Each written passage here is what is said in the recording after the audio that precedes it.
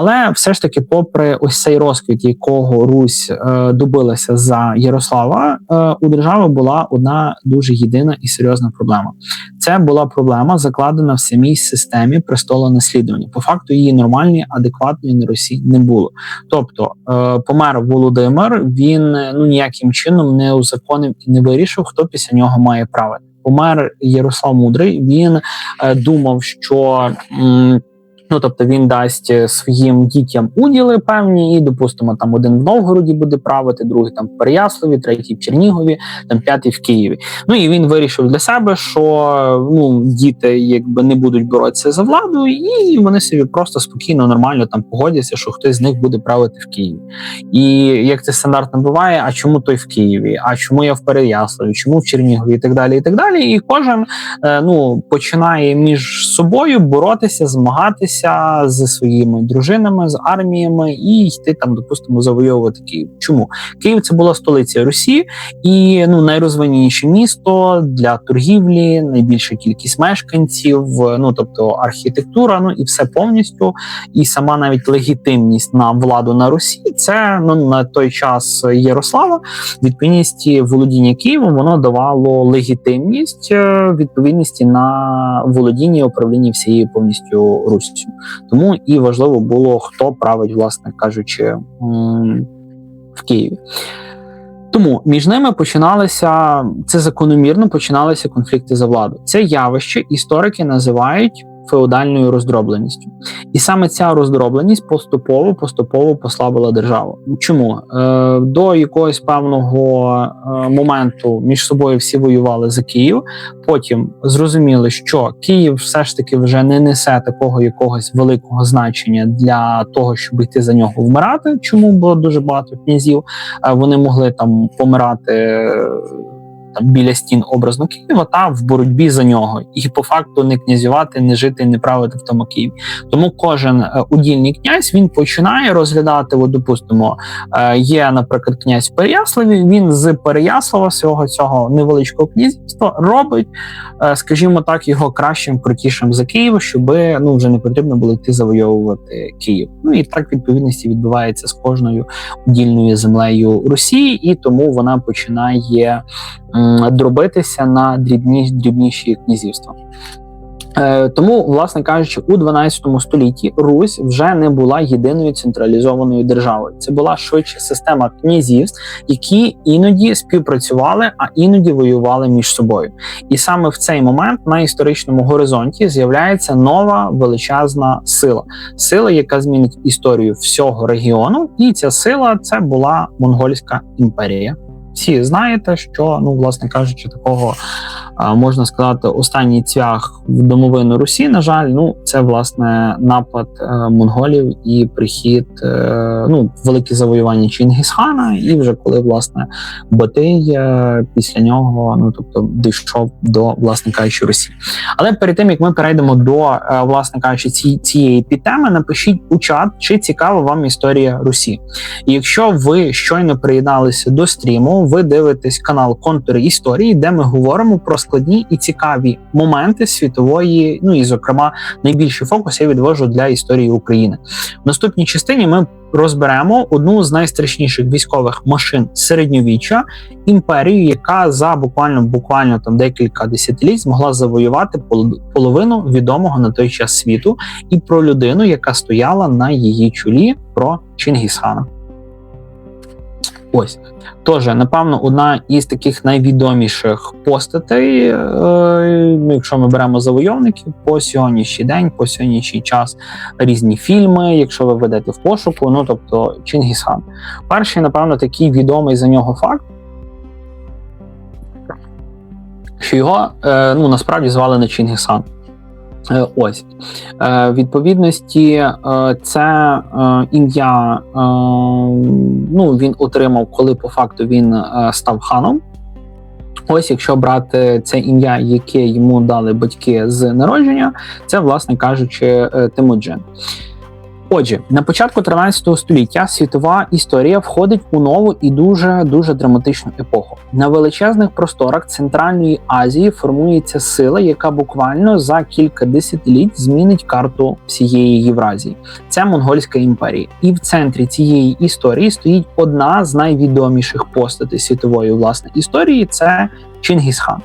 Його справжнє ім'я Темуджин, як я вже тільки що не проговорив, народився він приблизно там в 1160-х роках у монгольських степах. І його дитинство було далеко не таким вже і легким, як це закономірно могло бути в кочовому народі, що, власне кажучи, це такі самі умови, в яких, власне, кочові племена, народи, вони росли і, власне кажучи, виживали. Їх, після смерті батька, його сім'я фактично опинилася на межі виживання. Їх покинули всі союзники, і вони змушені були виживати самостійно.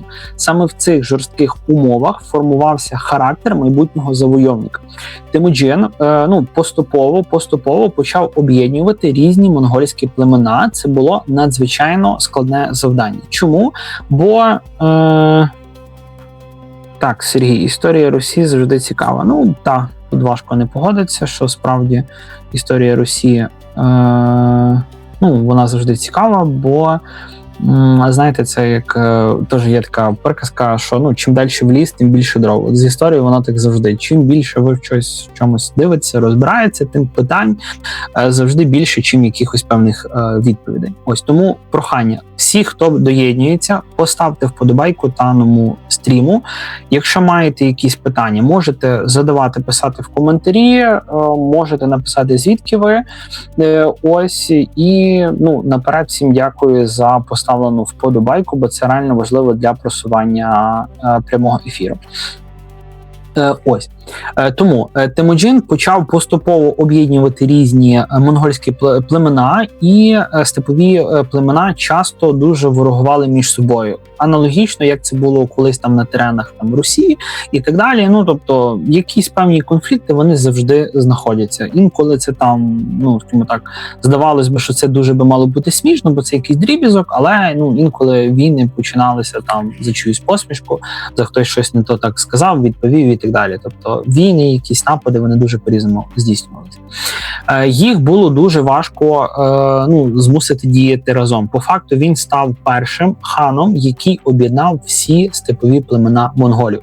До нього це ніхто не зміг зробити, і по факту після нього це теж ніхто не зміг зробити. Бо, як це досить часто є, от є якась одна історична постать, це було там з Олександром Македонським, тобто він там щось завоював, об'єднав, померла та людина, на кому це все трималося, і нащадки вони це все, на жаль, розвалюють, не можуть втримати, бо вже просто цієї постаті, завдяки кому це існувало, вже просто немає. Але Темуджин проявив надзвичайні політичні і військові здібності. У 1206 році його проголосили великим ханом, тобто верховним правителем всіх монголів. Саме тоді він отримав ім'я, під яким увійшов у світову історію, власне, Чингісхан. Але головне, що він створив, це був не якийсь просто там, скажімо так, союз племен, племінний союз. Він створив одну з найефективніших армій у всій світовій історії.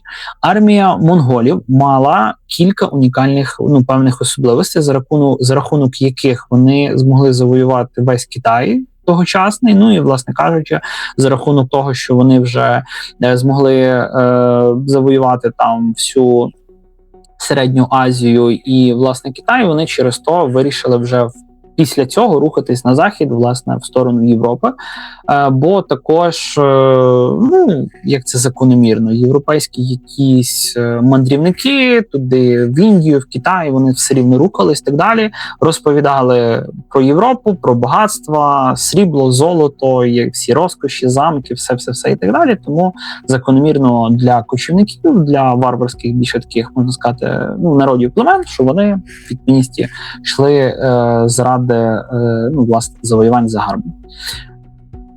Ось, Тому в чому, власне кажучи, така була особливість армії монголів? По-перше, вона була надзвичайно мобільною. В них всі були власне вершниками, всадниками тобто в них не було майже там ніякої піхоти і так далі. В них була дуже сильно мобільна армія. Вони дуже швидко могли пересуватися невеликими загонами, так і власне всією армією. Кожен воїн мав кілька коней. Тобто це також дозволяло, що ви спочатку і скачете на одному, цей втомився, на другий, третій, тобто це забезпечує дуже велику мобільність. І також, якщо кінь міг там в бою чи в якихось там умовах гинути, у вас є завжди запасний, тобто ви завжди можете бути мобільні. Це означало, що армія могла рухатися дуже і дуже швидко. Монгольські війська могли проходити десятки кілометрів за один день. Для середньовічних армій це була просто фантастична швидкість. До речі, тут за мобільність, теж, що зразу мені пригадалося, дуже великий цей вагомий козир далі використовував і реорганізував французьку армію Наполеон. Також, власне кажучи, він був випередженням свого часу, теж військовий геній, який реорганізував після французької революції тогочасного уряду управління, армію повністю і так далі.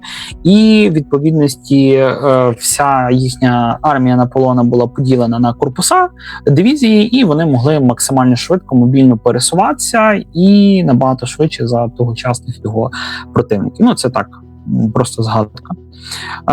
Тому, щоб просто для розуміння, наскільки це мобільність армії, вона є важлива для того, щоб здобувати якісь військові воєнні перемоги на, власне кажучи, своїми противниками.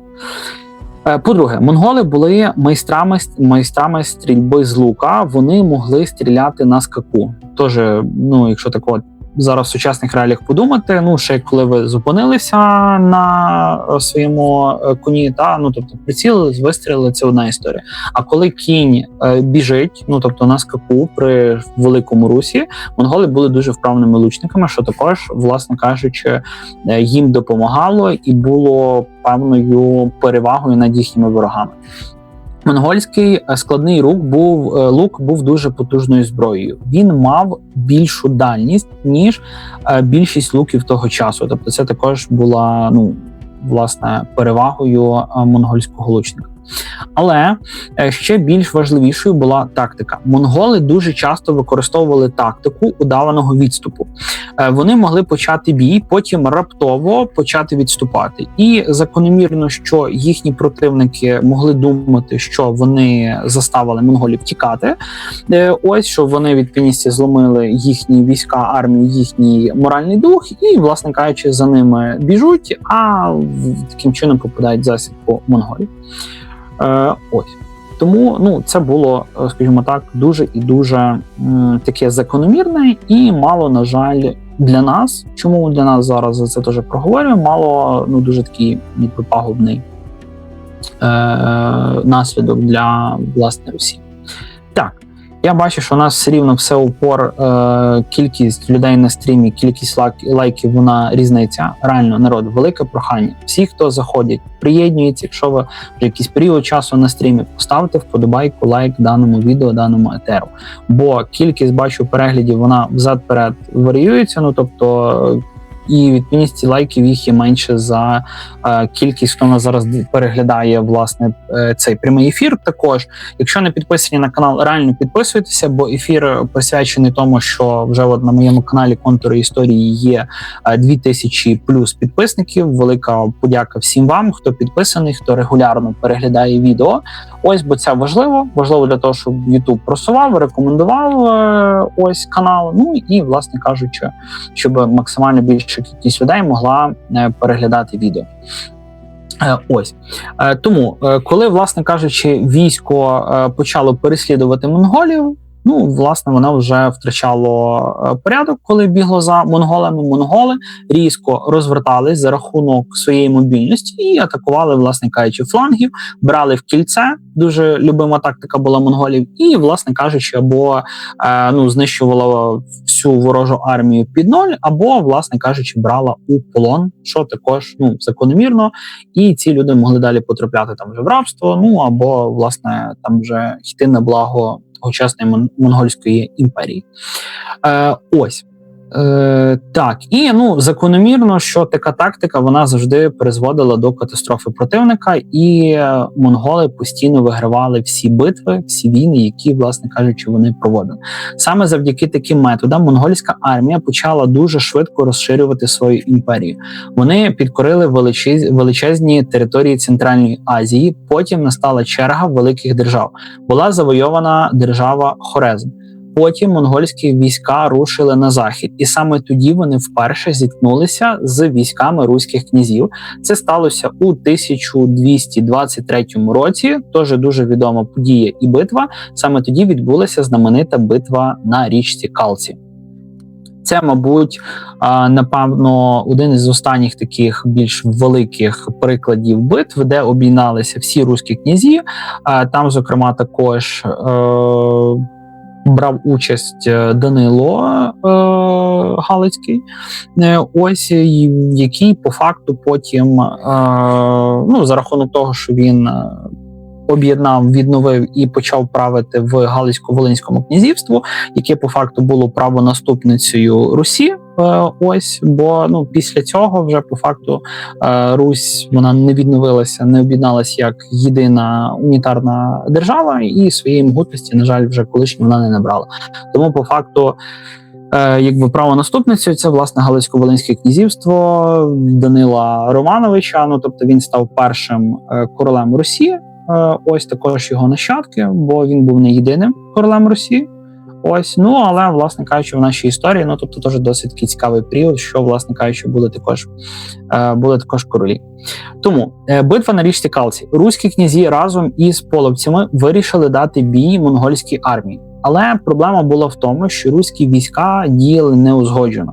Знову тут проявила себе оця роздробленість, де вони під час цієї битви вони змагалися за те, хто є головніший, хто має командувати об'єднаною руською армією. Тобто той хотів правити, той командувати, той і так далі. В результаті вони ні до чого не домовилися, і закономірно, що битва була програна. Суто за рахунок того, що такий один із найважливіших і найважчих періодів в історії, де власне якусь одну цю битву вони могли виграти, можливо, історія Русі вона би повернулася в зовсім інакшу сторону, і вся історія наша би пішла зовсім по-інакшому. Ось. І якщо брати так, які зразу певні антоніми, то по факту кожен князь мав свою власну дружину і часто приймав рішення самостійно. Це дуже і дуже сильно відрізнялося від дисциплінованої монгольської армії. І у результаті була битва завершена цілковитою катастрофою. Руське військо було абсолютно розгромлене. Після перемоги монголи стратили кількох руських князів дуже жорстоким способом. Їх поклали під дерев'яні настили і зверху влаштували бенкет. Це мало символізувати повне приниження переможених. Але також цікаво те, що після цієї битви монголи не залишилися на цих територіях. Вони повернулися назад у степ, і ще майже 20 років великого вторгнення не було. Але у 1237 році ситуація різко змінюється. На захід вже рушає величезна армія під керівництвом онука Чингісхана, відповідності хана Батия. Тобто теж він більш відоміший, більш відіграв роль в нашій історії, чим Чингісхан, бо по факту, власне, саме за хана Батия відбулося прихід монголів і спустошення, власне, руських земель. Це було вже не якесь певне розвідувальне вторгнення, це була справжня завойовницька кампанія. Монгольські війська почали поступово підкорювати руські князівства. Одне за одним падали міста. Було зруйновано такі великі міста тогочасної Росії, Русі, як Рязань, Володимир, Суздаль.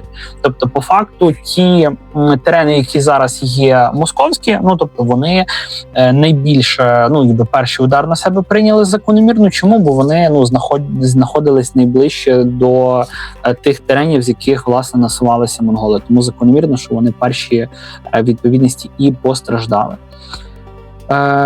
Так, і, власне, нарешті у 1240 році монгольська армія підійшла до стін Києва. В той час Київ вже не був таким могутнім, як у 11 столітті. Ну, тобто Київ вже потрохи занепадав, і це теж стало одним із факторів, чому, власне кажучи, його спустошили монголи. Політичний центр Русі поступово вже переміщувався в інші регіони. Тобто Київ вже не відігравав такої центральної ролі на Русі, тобто він вже не був, так би мовити, вишенькою на торті, він вже був, є він в когось в володінні добре, немає, тобто не біда, щоб там за нього, власне кажучи, хтось починав там прям воєнні кампанії воювати і так далі, і так далі. Місто ще по факту залишалося важливим символом. Облога Києва була дуже і дуже жорстокою. Монголи використовували облогові машини, які вони, власне кажучи, запозичили у китайських інженерів. Як чуть-чуть раніше проговорював, що монголи, коли вже завоювали Китай досить був розвинений на той час, скажімо так, технологічно винаходами, вже там, порох винайшли в Китаї, китайці перші винайшли, і дуже-дуже багато таких, скажімо так, військових устаткувань засобів, власне, винайшли в Китаї. Монголи це все, перейняли всі ті технології, додали свої власні напрацювання в вигляді дуже дисциплінованої армії, мобільності, і, власне, це все разом вилилося в те, що Київ був завойований. Місто оборонялося, але сили були нерівні. У грудні 1240 року Київ упав.